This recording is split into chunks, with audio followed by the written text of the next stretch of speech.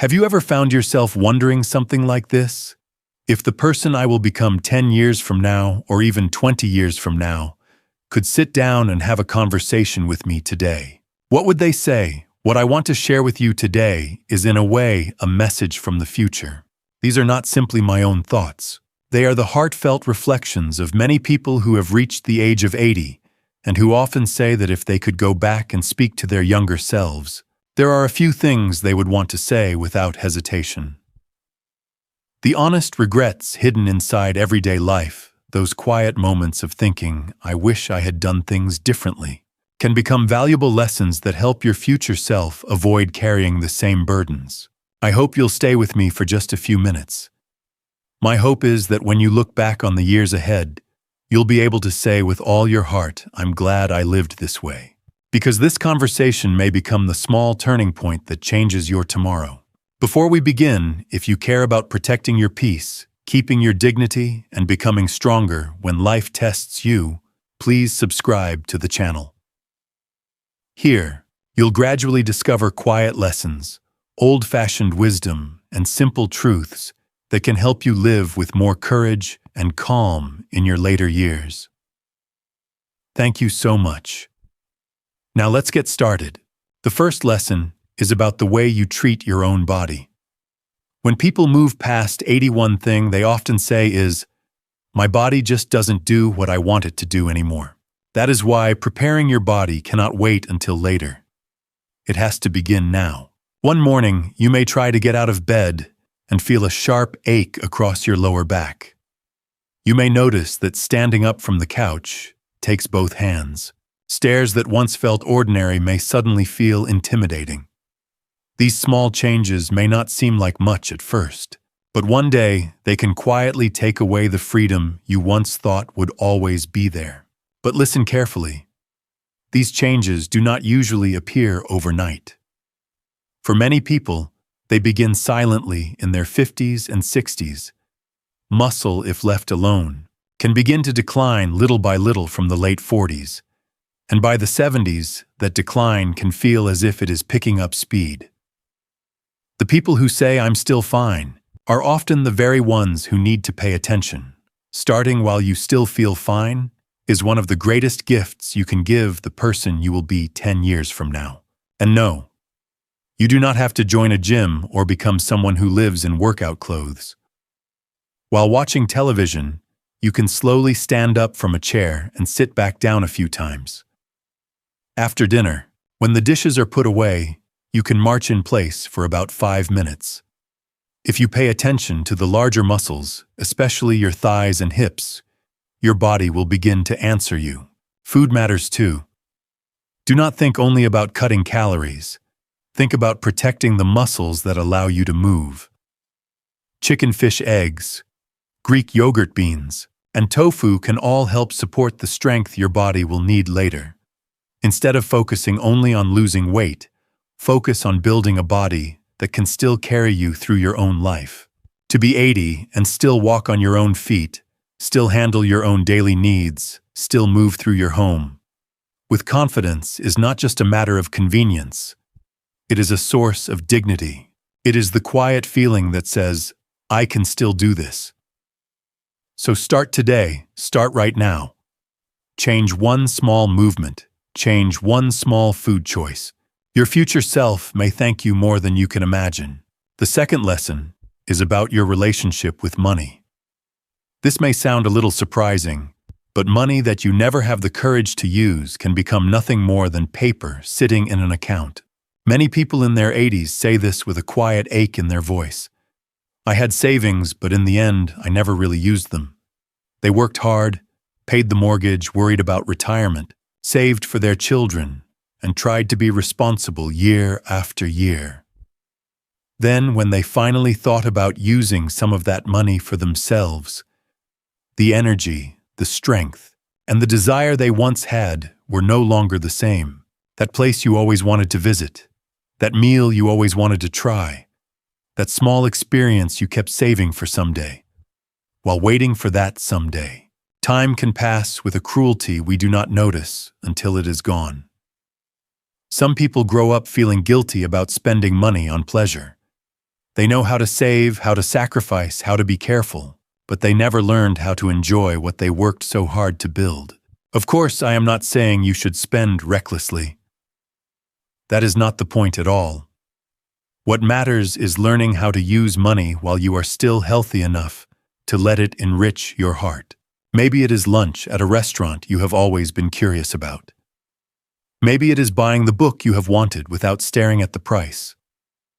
Maybe it is taking a short drive to a nearby town, walking down a quiet main street, and letting yourself enjoy a day that belongs only to you. Small things like that are enough. An experience that makes you say, "That was a good day," is not just a memory. It becomes a small light that keeps shining through the years ahead. And yes, I understand the loving desire to leave something behind for your children. That feeling is beautiful. But think about it for a moment. Is it not also a gift for your children to see their parent living with joy, instead of always holding back? A life of constant self-denial is not the only legacy you can leave. The time when you can use money for yourself is shorter than most people realize. That is why, while you can still move, walk, taste, travel, and feel excitement, do not treat money only as insurance against fear. Let it also become a doorway to experiences that soften your heart. That may become one of the keys to reaching 80 and being able to say, "I lived without regret." The third lesson is about your home and the things you own. This is about looking at the life you are living now through the eyes of your future self. When many people reach their 80s, they often sigh and say, "This house is too much now. There are too many things and I can't keep up with it anymore." The home that once felt comfortable when life was busy, when children were coming and going, when every room had a purpose, can slowly become harder to manage. The stairs feel longer. The basement feels heavier. The garage stays packed. The cleaning does not get done the way it used to. And the things you kept, because you thought "I might need this someday," can quietly begin to crowd your life. By the time you think "I should have cleared this out sooner," your strength and motivation may already be much lower than before. That is why it matters so much to begin while you are still clear-minded and physically able in your 50s and 60s. You do not have to turn the whole house upside down in one day. Start with one drawer. Let go of one shirt you have not worn in the past year. Open one box in the garage. Choose one small corner of the basement. Small steps are enough. What matters is asking yourself a simple question. Do I still need this now? And will my future self be able to manage it later? Making your life lighter is not only something you do for yourself. It is also a quiet act of kindness toward the family you may leave behind one day. Do not leave them a house full of decisions, memories, boxes, and burdens they will have to sort through while grieving. The things that mattered to you deserve to be handled by your own hands with gratitude and care. Letting them go at the right time is not cold or careless. I believe it is one of the most dignified forms of love. The fourth lesson is about relationships. As the years pass, you may leave the workplace, your children may build lives of their own, and there may be more quiet moments when loneliness comes and sits beside you. But many people in their 80s say the same thing. The idea that happiness depends on having many friends is an illusion.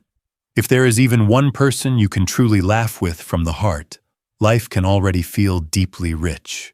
When you were younger, you may have believed that being connected to many people was important. But what truly matters is not how wide your circle is. It is how deep and comfortable it feels. It is the kind of distance where you can be yourself and not feel exhausted afterward. There is no need to look at someone else's busy social life and feel that yours is lacking. If a relationship leaves you drained because you are always trying too hard, it may be healthier to step back a little. And there is one more thing that matters very much. Learn how to enjoy time alone. Time with others can be beautiful, of course. But when you can feel full, even when you are by yourself, your relationships become easier, calmer, and more natural. Reading a book you love, listening to old music, sitting on the porch with a cup of coffee, or simply enjoying a quiet afternoon can strengthen the foundation of your life. Relationships may be a little like seasoning in a home-cooked meal. You do not need to pour in too much. But with nothing at all, life can feel a little plain. Finding the amount that feels right for you may become one of the quiet secrets to making the years ahead warmer and more peaceful. The fifth lesson may be the deepest part of regret. When people look back from their 80s, what weighs on the heart is often not what they did, but what they never tried. Somewhere deep inside, there may have been something you wanted to attempt someday. Maybe there was a class you wanted to take, a skill you wanted to learn, a small dream you kept saying you would begin when life finally slowed down. But when those things are pushed aside for too long, they can turn into a heavy sigh later in life. Why didn't I do it back then? But please listen closely. It is absolutely not too late. Today is the youngest day of the rest of your life. What matters is not whether you do it perfectly. What matters is that you try. Even if it does not go well, the fact that you stepped forward can help your future self feel at peace. You can start with a beginner class at the community center. You can take a one-day workshop. You can visit a local group, watch, listen, and simply get a feel for that new world. That alone is enough for the first step. And please stop comparing yourself to others. This is not their race. This is not their timeline. This is your life, and your challenge belongs to you. Regret over what you never tried can follow the heart like a ghost. But an experience you actually lived, even if it ended in failure, becomes part of the house of your life. So please be a little more honest with that quiet feeling inside you that says, I still want to try. The sixth and final lesson is about family, especially your parents and your children. When your parents are still healthy, it is easy to think I can talk to them anytime, but that anytime does not last forever. Many people realize it only after it is too late. I wish I had listened more. I wish I had said thank you. Those regrets are more common than most of us want to admit. It may feel awkward at first, but one simple thank you is enough. Or you can ask them to tell you about the old days. Ask what kind of life they lived, what they loved, what they were proud of, and what mattered most to them. Those stories can become treasures you will never be able to replace. The same is true with your children. Just because they are grown does not mean the heart should become distant. Instead of always speaking as the parent who gives advice or offers help, try speaking to them as one adult human being to another. You may begin to see a side of them you never noticed before. You do not need to make it formal. Send a short message. Invite them to lunch. Sit together over coffee. Take a simple walk if that feels easier. Small things are enough. What matters is not letting the thread of connection quietly break. The time we have to speak with the people we love is limited. Once regret arrives, there are some things we cannot take back. Please do not forget that. So when we look at the body, money, home relationships, the things we never tried, and the family ties we let grow quiet, they may all lead back to the same two kinds of regret. The regret of not doing what our heart quietly asked us to do, and the ache of not facing the people we loved more honestly while there was still time. Your life right now, at this very moment, is standing at an important turning point that leads into your future. Of course, some days are hard. Some things do not go the way you hoped. Everyone is carrying something, and everyone is doing their best to keep going. But please do not close the door on your own possibilities with the lonely words, I'm too old now. There is still more ahead of you. Much more. If this story becomes even a small spark that helps brighten your tomorrow, then nothing would make me happier. If you found this video helpful and interesting, please don't hesitate to hit like and subscribe to the channel.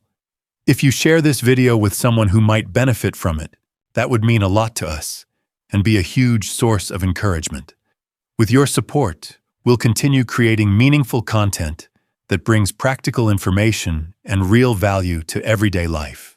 Thank you sincerely for being with us. We truly look forward to seeing you in the next video.